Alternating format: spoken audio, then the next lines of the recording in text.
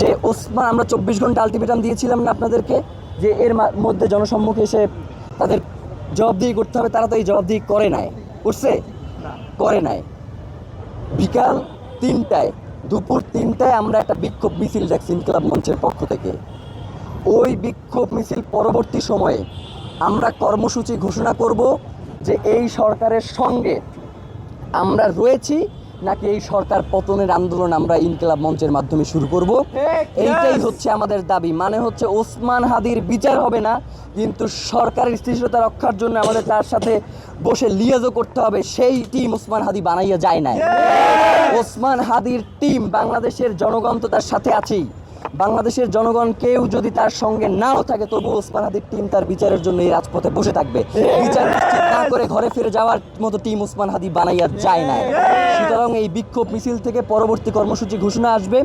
আপাতত দুইটা দাবি আপনাদের মাধ্যমে জানাই রাখতে চাই: দ্রুত বিচারিক ট্রাইব্যুনাল এবং হচ্ছে এই ট্রাইব্যুনালের কাজে সহায়তার জন্য FBI এবং স্কটল্যান্ড ইয়ার্ডের মতো পেশাদারী ইন্টেলিজেন্সের সহায়তা গ্রহণ। এই দুইটা ব্যাপার অতি দ্রুত নিশ্চিত করতে হবে। আমাদের কালক্ষেপণ করা চলবে না। নির্বাচনকে স্থিতিশীল এবং সুষ্ঠু করবার জন্য ওসমান হাদিকে যারা খুন করেছে তাদের অতি দ্রুত গ্রেফতার করতে চায়। এইটাই হচ্ছে আমাদের দাবি, এর বাইরে আর কোনো দাবি নেই। আর আপনারা বিভিন্ন সময় আমাদেরকে যে প্রশ্ন করেন যে ভাই ওসমান হাদির ব্যাপারে আপনারা কি করলেন, ওসমান হাদির ব্যাপারে আপনাদের অবস্থান কি? ভাইরা, ওসমান হাদির ব্যাপারে শুধু আমাদের অবস্থান নাই। ওসমান হাদি কোনোদিন ইনকিলাব মঞ্চের টিমের মেম্বারদের দায়িত্ব গ্রহণ করে শুধু বলে নাই যে এই টিমটার যারা আছে এরাই আমার ব্যাপারে কথা বলে। ওসমান হাদি কোনোদিন এই টিমের ব্যাপারে কথা বলছে যে এই টিমরে আপনারা পুরো বাংলাদেশই করে দেন, তাদেরকে এস্টাবলিশ করে দেন, অমুক্তম, এই ধরনের কোনো আলাপ করছে? শুধু বাংলাদেশের স্বাধীনতা সার্বভৌমত্বের কথা বলছে। সুতরাং বাংলাদেশের জনগণের দায়িত্বই হচ্ছে ওসমান হাদির খুনিদেরকে গ্রেফতার করা। এর বাইরেও বাংলাদেশের জনগণের আর কোনো দায়িত্ব রাখতে পারেন না। আমরা ইনকিলাব মঞ্চ আজকে এখন থেকে রাজপথে অবস্থান করবার ঘোষণা দিচ্ছি যে আমরা রাজপথ ছেড়ে যাচ্ছি না।